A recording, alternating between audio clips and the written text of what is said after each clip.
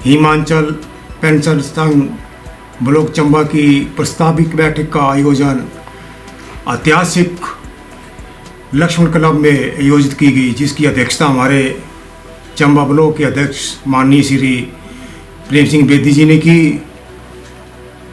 आज की इस बैठक में मुख्यतः जो बिंदु हमने चर्चा में लाए और उनके समाधान हेतु जो निर्णय लिए गए, जो सुझाव सदस्यों ने दिए, तो मुख्यतः उसमें हिमाचल प्रदेश सरकार के प्रति सभी पेंशनरों ने अपना रोष प्रकट किया है और अपनी अपनी भावना सरकार के प्रति व्यक्त की है। अपने युवा काल का महत्वपूर्ण जो समय हमने सभी सरकारों को आगे बढ़ने के लिए, वेलफेयर के कामों के लिए अर्पित कर दिया। सेवानिवृत्त होने के उपरांत हमारे वेतन का आधा भाग हमें प्राप्त हो रहा है। इसमें भी थोड़ा बहुत हम अपना गुजारा करने में सक्षम थे। पेंशन संशोधन के जो 2016 के बाद हुआ, उसका इम्प्लीमेंटेशन 2022 में किया गया।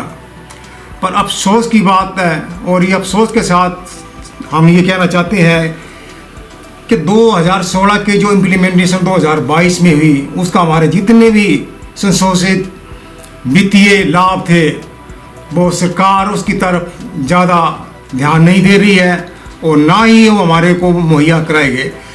बार बार सभी एसोसिएशन के भरसक प्रयत्न विरोध के बावजूद भी सरकार इसमें मूक दर्शक बनी हुई है। तो ऐसा लग रहा है कि हिमाचल प्रदेश सरकार में कार्यरत ही नहीं है। अब जितने भी हमारे वित्तीय लाभ है सरकार के पास लंबित है और उसमें कुछ टुकड़ों में जो है इसका जो वर्गीकरण करके कुछ का भुगतान हुआ है, लेकिन एक बहुत बड़ी राशि जो हिमाचल प्रदेश सरकार अपने पास दबाए बैठी हुई है। हमने आपके माध्यम से हर बैठक में ये निर्णय लिया और सरकार को चेताया कि कम से कम हमारी इस युवा अवस्था से चल के जो हम इस वृद्ध अवस्था में पहुँचे हैं, हमारे जीवन शैली काफ़ी चेंज हो चुकी है, हमारे वित्तीय संसाधन कम हो चुके हैं। तो जब एक प्रावधान है वेतन संशोधन का, वेतन में पेंशन में बढ़ोतरी होती है, उसका भुगतान हिमाचल सरकार को करना चाहिए, लेकिन सरकार अपने ही ऐशो आराम में मशगूल है। अब कोई भी देश का त्यौहार हो, प्रदेश का कोई त्यौहार हो, उत्सव हो, उसमें आम जनमानस को, कर्मचारियों को, पेंशनधारियों को सरकार से ये उम्मीद रहती है कि इस वक्त ज़रूर कुछ वित्तीय घोषणाएं करेगी सरकार। लेकिन बड़े अफसोस की बात है, 26 जनवरी में हम बड़े आशावंत थे कि हिमाचल प्रदेश के मुख्यमंत्री सुखविंदर सिंह सुक्खू हमारे जो पेंशन संशोधन का जितनी बकाया राशि है, डीए की किस्तें हैं, डीए का एरियर है, उसके बारे में कुछ ना कुछ वक्तव्य देंगे, लेकिन उनके मुख से एक भी शब्द पेंशनर्स और कर्मचारियों की वित्तीय देनदारियों के बारे में नहीं निकला। फिर उम्मीद लगाई हमने बस सेशन में शायद इसका कुछ प्रावधान करेंगे और ये हमारे को उसमें ये इसकी घोषणा करेंगे। पूरा सेशन कंप्लीट होने के बाद सेशन के आखिरी दिन में जब उन्होंने माननीयों ने अपने वेतन भत्ते बढ़ा के पक्ष विपक्ष दोनों ने अपनी मेजों को थपथपा के इसका जो है वो इन्होंने अपने एकमत हुए और समर्थन किया, और आखिर में हमारे प्रदेश के मुख्यमंत्री माननीय सुखविंदर सिंह सुक्खू ने 3% डीए की किस्त देने की घोषणा की और उसको घोषणा को भी इम्प्लीमेंटेशन ज़्यादा वो 15 मई का बताया गया कि 15 मई के बाद मिलेगी। ये एक बड़ी आश्चर्य की बात है कि 15 मई बीच का महीने की कौन सी डेट इन्होंने निर्धारित की, या तो ऐसे कहते 15 मई की पेंशन के साथ जुड़ के आपको जून में मिल जाएगी। और उसके बाद पांगी में हमारा राज्य स्तरीय हिमाचल दिवस हुआ, उसी घोषणा को दोबारा दोहराया गया, सार्वजनिक जोर तौर पे सभी को सामने ये घोषणा की गई। पर बड़े अफसोस की बात है कि 15 मई बीत जाने के बाद पूरा मई जो है वो बीत गया है और जून का महीना भी आधे पड़ाव की ओर अग्रसर हो रहा है।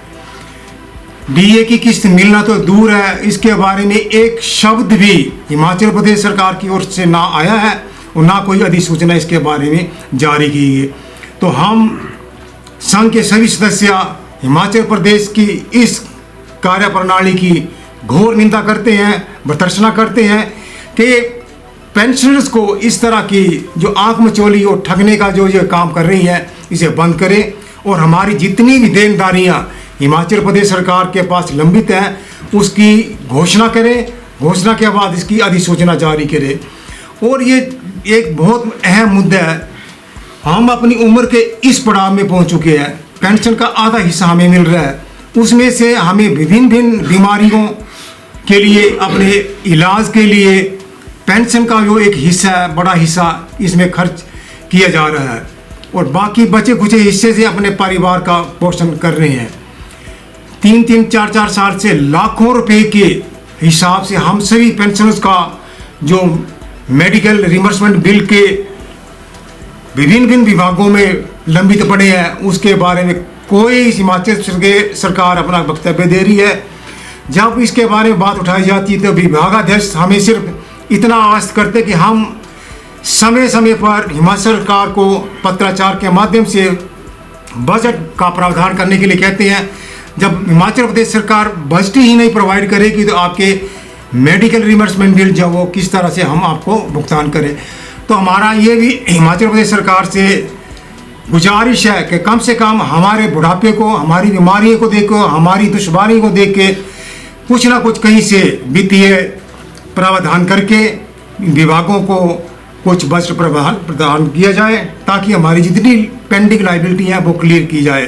घोषणाओं में तो ये बहुत हाई लेवल पे पहुंच गया है, दस्तावेजों में सिमट के रह गया है, लेकिन इसकी सुविधाओं को आधार मान के हम चलें तो ये एक जिला स्तरीय अस्पताल से भी गिरा हुआ है।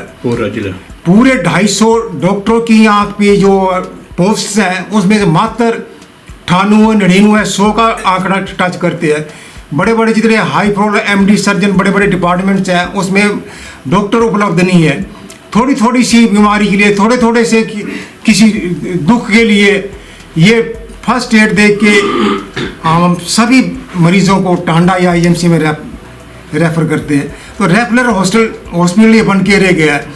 पता नहीं क्यों सरकार या ये प्रदेश के हमारे नेतागण इस इंस्पिरेशन डिस्ट्रिक्ट को उभरने में क्यों नहीं सहयोग दे रहे हैं। जब इस तरह की दुश्वारियाँ हम सबको भोगनी पड़ेंगी तो मुझे नहीं लगता कि पिछड़ेपन का टैग और इंस्पिरेशन डिस्ट्रिक्ट का टैग हमारे से ये छूट पाएगा।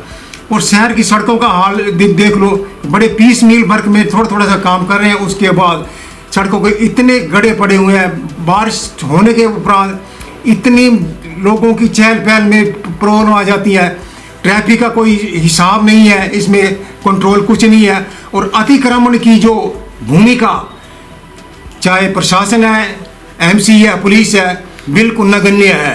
ये बिल्कुल टारगेट लोगों को, दुकानदारों को, जो बी कॉम्पोनेंट है उनको टारगेट करके थोड़ा सा अपना सामान उनका कब्जे में लेते हैं। बाकी दुकानदारों ने 6-6, 7-7 फुट जो अतिक्रमण करके सड़क में अपना कब्जा जमाया, उनको कहने की हिम्मत नहीं है। इसी की वजह से हमारे चंबा शहर की सड़कें वो सांसें के टूट रही हैं, सड़कें सिकुड़ रही हैं। तो मेरा इस आज बैठक में आप सभी के माध्यम से प्रदेश सरकार, प्रशासन से, म्यूनिसिपल कॉरपोरेशन व पुलिस से ये आग्रह रहेगा कि अपनी अपनी जिम्मेवारियां जो इनकी जनता के प्रति हैं उनका बिल्कुल सही तरीके से निर्वाह करें ताकि जो दुश्वारियां हम लोग चंबा लोग झेल रहे हैं उनसे हमें निजात मिले। आपने हमारा ये प्रोग्राम बड़ी अच्छे से रिकॉर्ड किया, आप सभी का बहुत बहुत धन्यवाद।